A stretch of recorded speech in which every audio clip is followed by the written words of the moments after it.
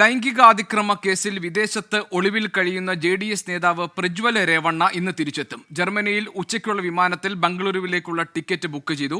വിമാനത്താവളത്തിൽ വെച്ച് അന്വേഷണ സംഘം പ്രജ്വലിനെ കസ്റ്റഡിയിലെടുക്കും. അരുൺ പൂപ്പറമ്പ ബംഗളൂരുവിൽ നിന്ന് വിവരങ്ങൾ നൽകാനുണ്ട്. അരുൺ, വിശദാംശങ്ങൾ എന്താണ്?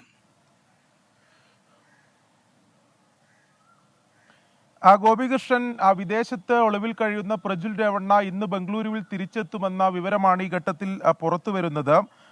ജർമ്മനിയിലെ മ്യൂണിക്കിൽ നിന്ന് ബംഗളൂരുവിലേക്ക് വരുന്ന വിമാനത്തിൽ പ്രജ്വൽ രേവണ്ണ ടിക്കറ്റ് ബുക്ക് ചെയ്തിട്ടുണ്ട്. ഉച്ചയ്ക്ക് 12:05 മ്യൂണിക്കിൽ നിന്ന് വിമാനം പുറപ്പെടുന്നത്.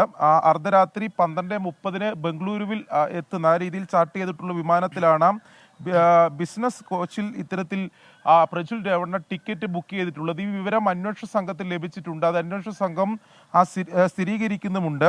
ഇതിന്റെ ടിക്കറ്റ് ബുക്കിങ്ങിന്റെ വിവരങ്ങൾ ഉൾപ്പെടെ ഇപ്പോൾ പുറത്തു വന്നിട്ടുമുണ്ട്. എന്തായാലും വിമാനത്താവളത്തിൽ വെച്ച് തന്നെ പ്രജ്വൽ രേവണ്ണയെ കസ്റ്റഡിയിൽ എടുക്കുന്നതിന് വേണ്ടിയിട്ടുള്ള നീക്കമാണ് ഇപ്പോൾ അന്വേഷണ സംഘം നടത്തി വരുന്നത്. അതിൽ എല്ലാ ഒരുക്കങ്ങളും നടത്തിയിട്ടുണ്ട്.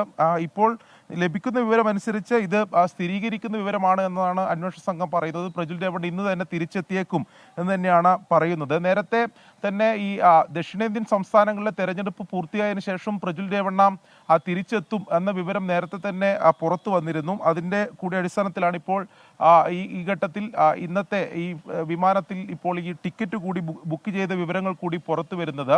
നേരത്തെ ബ്ലൂ കോർണർ നോട്ടീസ് ഉൾപ്പെടെ ഇന്റർപോളിന്റെ സഹായത്തോടെ പ്രജ്വൽ രേവണ്ണയെ ഈ വിദേശത്ത് വെച്ച് തന്നെ പിടികൂടുന്നതിന് വേണ്ടിയിട്ടുള്ള ശ്രമങ്ങൾ അന്വേഷണ സംഘം നടത്തിയിരുന്നു. അത്തരത്തിലുള്ള നീക്കങ്ങൾക്കിടെയാണ് ഇപ്പോൾ ഈ പ്രജ്വൽ രേവണ്ണ തിരിച്ചെത്തുന്നു എന്ന വിവരം പുറത്തു വന്നിട്ടുണ്ട്. എന്തായാലും അർദ്ധരാത്രി വിമാനത്താവളത്തിൽ വെച്ച് തന്നെ പ്രജ്വൽ രേവണ്ണ എത്തിയാൽ അവിടെ വെച്ച് കസ്റ്റഡിയിൽ എടുക്കുന്നതിന് വേണ്ടിയിട്ടുള്ള ഒരുക്കങ്ങളാണ് ഇപ്പോൾ അന്വേഷണ സംഘം നടത്തി വരുന്നത്.